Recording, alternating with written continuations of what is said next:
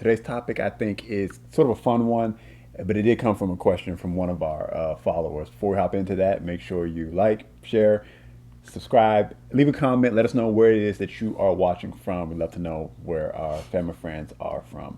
All right, so today's topic, we actually got a question from one of our followers on Instagram saying, "What is the most underrated part of marriage?" Ooh. And it kind of got me thinking about it a little bit. Like, okay, what do you call underrated? What are the things that people love about marriage? We know you got someone to hold and to kiss and to laugh with and to go on adventures. So what's underrated? So we turned it around into the best part about marriage. But I think there's multiple answers, so we'll probably share multiple things. Just have a little bit of fun with this one. There's no right or wrong answer here. This is just some of the things from our marriage I think that we've experienced that we've come to enjoy.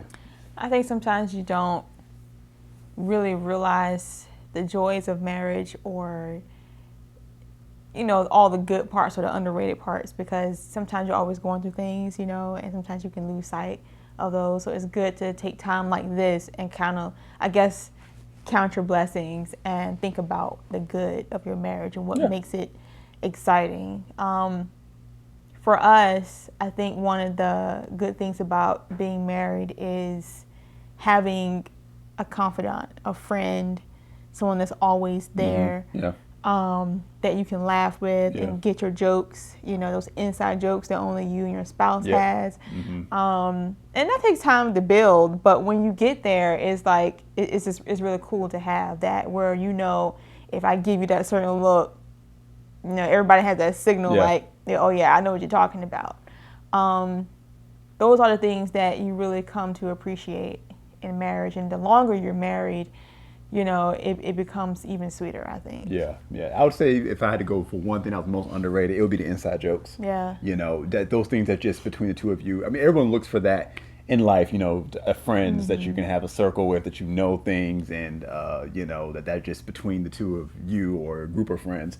And so you have that with someone special who is just the two of you. No one else knows what it means, what it's about, and it's just something that you share. And in those moments where you're sitting on the couch and you have a memory that's just between the two of you, that's something that is just like your personal world, your personal universe that's just singular to you, and I think that's pretty cool.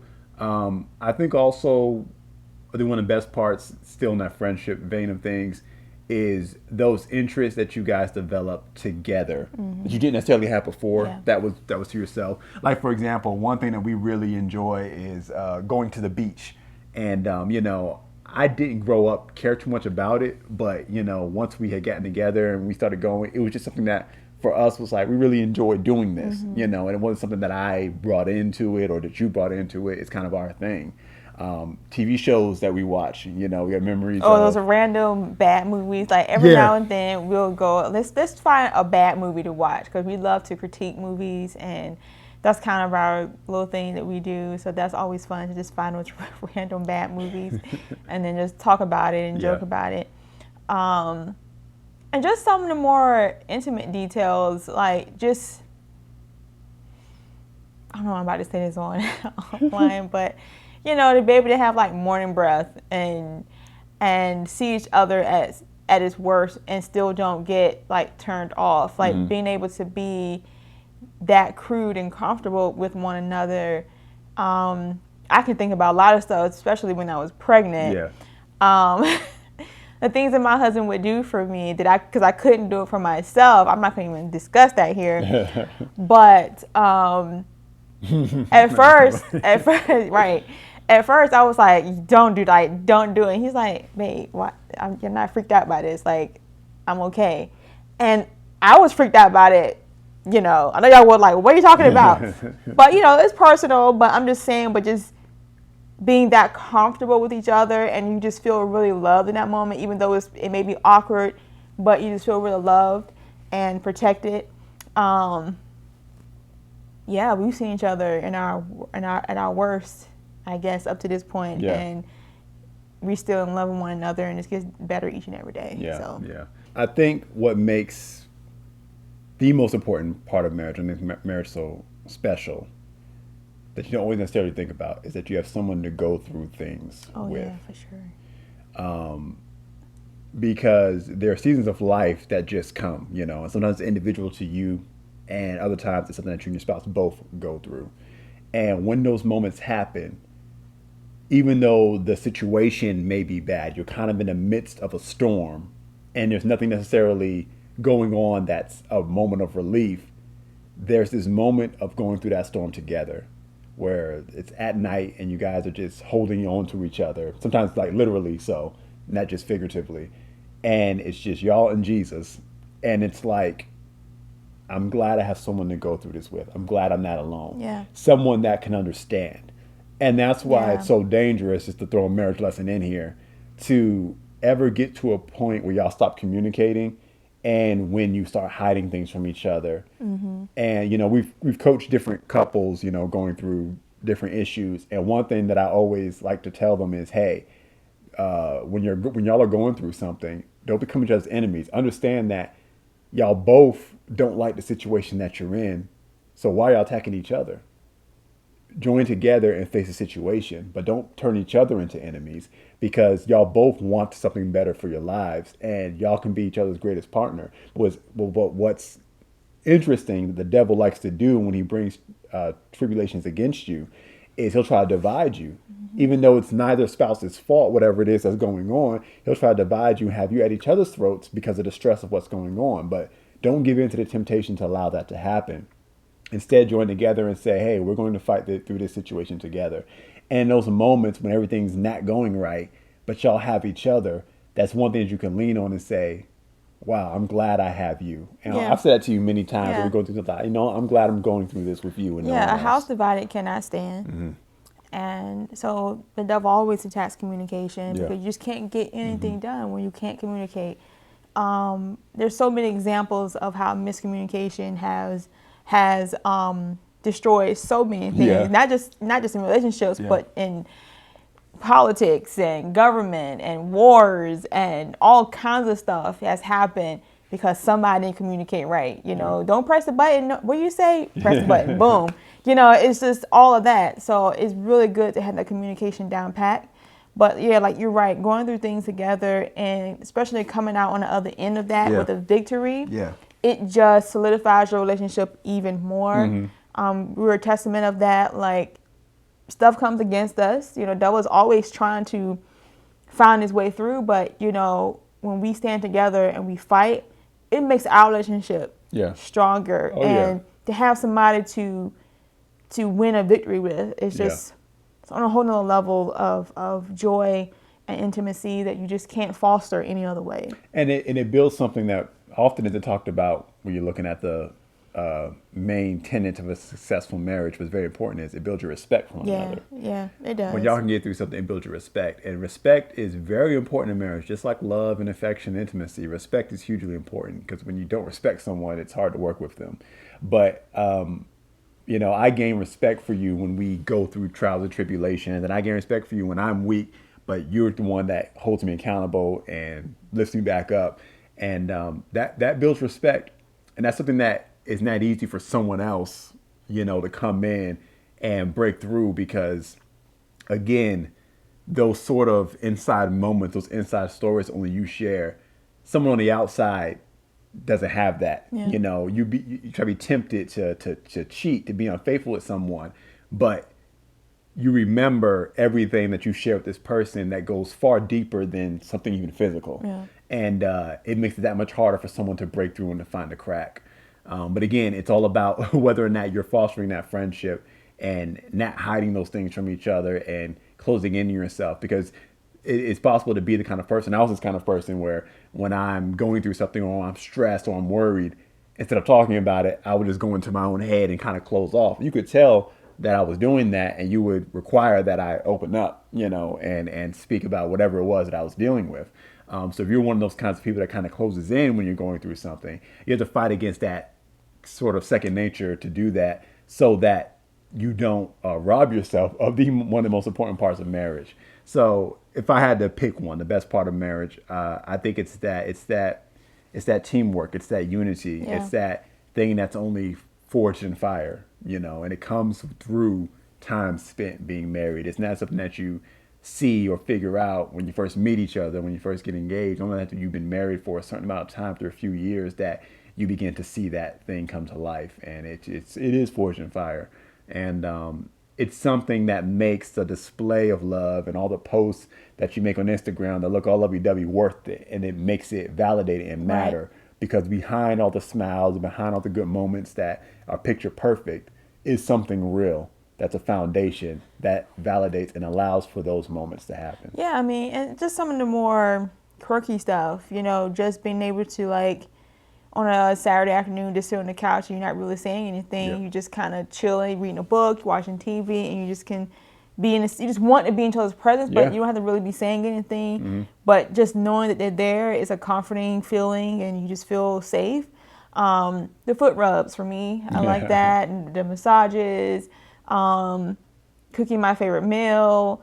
I don't know, just the cuddles, knowing what I like the way I like it. Yeah. Knowing how to get a response out of me. Like, yeah, I know what to do. I want to get a response out of him. Like, I know exactly what to do, what's going to put a smile on his face, learning those things. Yeah. It's a long list, and everything is unique to each marriage. Yeah, because I think about some of the seasons that you go through that are kind of fun. It's different things, you know. I remember there was a season of time when we were in an apartment, and at this point we were living in between floors. We were on the second floor, so there's people above us, people beneath us, and people above us were so loud, and there was a period of time where they had moved out.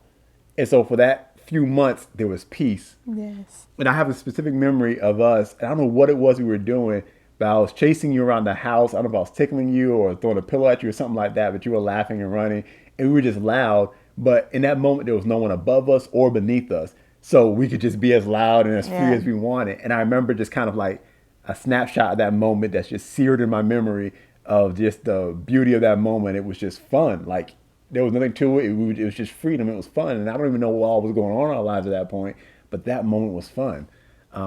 There's a moment where we binge watched all of Naruto, and I had watched it before, but getting to watch all her reactions and everything, and just being able to share that between each other and have those references and being able to talk about it. This is all pre kid, pre-child, but even going through that season, together, finding out we were pregnant and just imagining what we were going to be like as parents, and then actually being parents. And we think about all the different seasons with JJ, and what was our favorite season with JJ, even though we still got like a whole lifetime with him.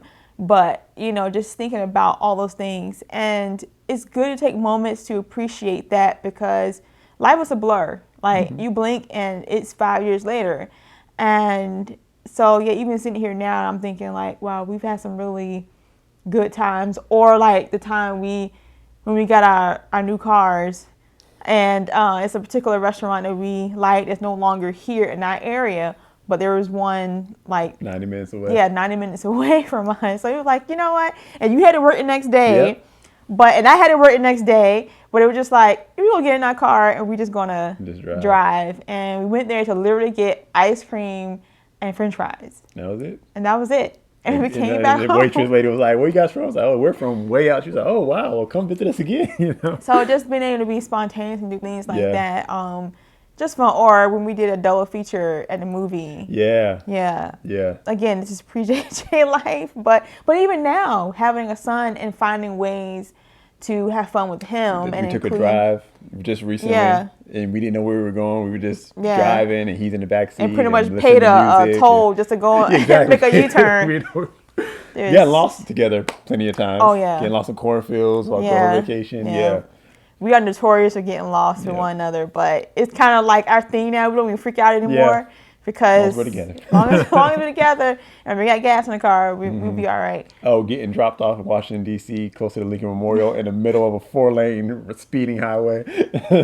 Just, all kinds of things, It's a long list. So a lot of the underrated things is the things that people really don't write about. Yeah. That you don't make posts about. And things that some people will never know. There's some secrets y'all carry with you till you grave. Exactly. You will not know some stuff. Oh my God. You're just not gonna do that. But it makes it beautiful. So That's the best part of marriage. And we list about 20 different things, but it's hard to narrow it down. Yeah, 'cause I know sometimes we can be so like exact. There's no one's flawless, you know. And I think that's just being able to embrace each other's flaws and learning to love them for who they are and grow and develop with one another and giving each other grace. And that's why it's so important. We teach giving grace and acceptance of one another because that makes it easier to have these moments. And some of the things that used to bother me a lot about him, you know, I don't take it as serious as much as I used to. And so we can have more fun. And that's the other thing, kind of like just take we're just kind of get off topic here, but might as well. Take seasons of life because those moments don't last forever. Sometimes you got a season that's stressful, like, you know, when our son, when he was a newborn, you know, getting no sleep.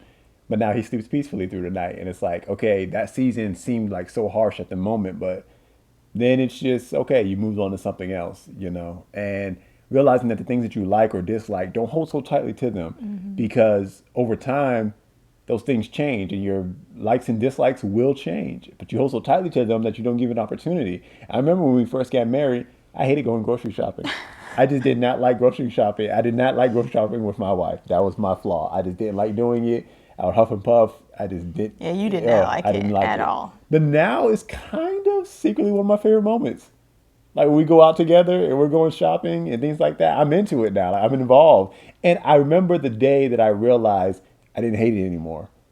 And I was cool with it. And it was weird. I was like, when did that change? And I think that's the moment that I realized that I am capable of just changing my interests and that I shouldn't get so stuck in what I think I like because, and I don't know what I did. It was nothing that deep, but one day it just changed. Yeah, I mean, now it's just a family adventure. It's like a family date night when we go and go shopping and, you know, so yeah, you do grow over time and things that you used to despise. And I understand why you like shopping with me. I'm a very slow shopper.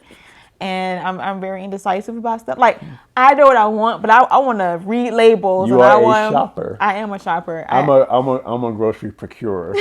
You send me with a list, and I will go get those things and come right back out. Yeah. She will shop around, compare it, all that kind of stuff. I will, and then I like, do I want to get that? I'm gonna come back to that. Like, I'm gonna go around, then come back to that again. Yeah. So I can see why. I'll probably get tired of shopping with me too. You know. But but now it's like I'm just cool with it. It's like, I don't know. I'm spending time with her. So, you know, so give it grace, give it time, and just enjoy the little things. Yeah. Because those are the little things are what make up each day. Yeah. Yes, there are big vacations and there's big romantic moments and milestones and all that, but those typically, they don't come every day. Yeah. But the little moments, the little daily moments, you know. And honestly, tomorrow's not promised.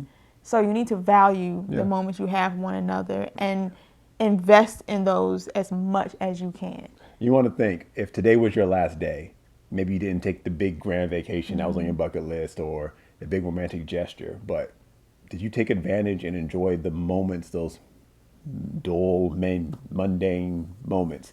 Did you enjoy them? Did you take advantage of them? Did you just enjoy living in the moment? Because if that was your last day, I hope that you took the time to enjoy it. Yeah. So. With the person you love. Exactly. Yeah.